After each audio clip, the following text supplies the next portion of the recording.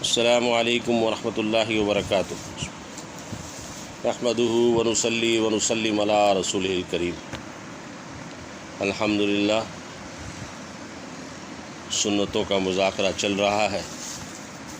جنازے کی 12 سنتیں۔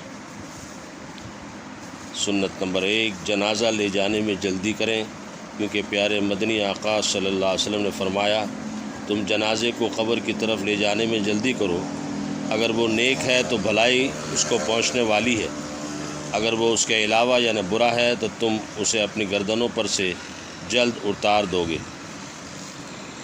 قارب رشتہ دار کے آنے کی وجہ سے تاخیر کرنا، کہ صبح کا جنازہ رات میں اور رات کا جنازہ دوپہر یا شام تک مؤخر کر دیا جائے، یہ سخت مکروہ اور ممنوع ہے۔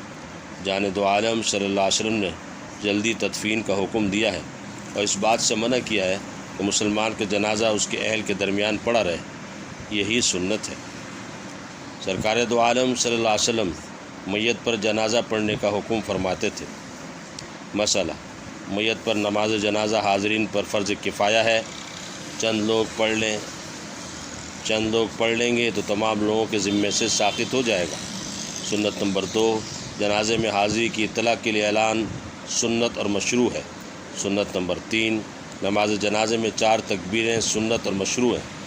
سنت نمبر 4، امام میت کے سینے کے مقابل کھڑے ہو کر نماز جنازہ پڑھائے، یہی سنت ہے۔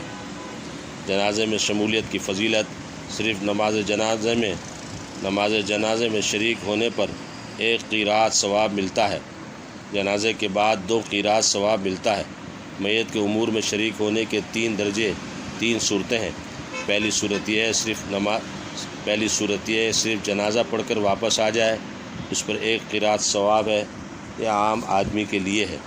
دوسری صورت یہ ہے جنازہ پڑھے، نماز جنازے کی چارپائی کے ساتھ پیچھے پیچھے جائے، دفن تک شریک رہے، دفن کے بعد چلے آئے، اس پر 2 قیراط ثواب ہے۔ یا قارب رشتہ دار، احباب، رفقا، پڑوسی اور اہل محلہ کا حق ہے۔ تیسری صورت یہ ہے دفن کے بعد تھوڑی دیر رکا رہے اور میت کے حق میں دعائے مغفرت، دعائے رحمت کرے اور منکر نکیر کے سوال پر ثابت قدم رہنے کے لیے دعا کرے۔ قریب 10، 15، 20 منٹ رک کر اس کے حق میں دعا کر کے آئے، جیسا کہ آقا دو جہاں صلی اللہ علیہ وسلم اپنے احباب کے لیے کیا کرتے تھے، یہ سنت ہے۔